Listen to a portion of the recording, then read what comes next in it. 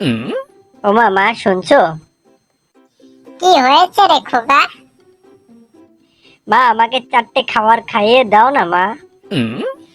দেখ বাবা, তুই কিন্তু এখন অনেক বড় হয়ে গেছিস, নিজের কাজ নিজেই করা শেখ। ওমা, মা কোথায় গেলে? একটু এদিকে এসো তো। কি হয়েছে খোকা? দাঁড়া, আসছি।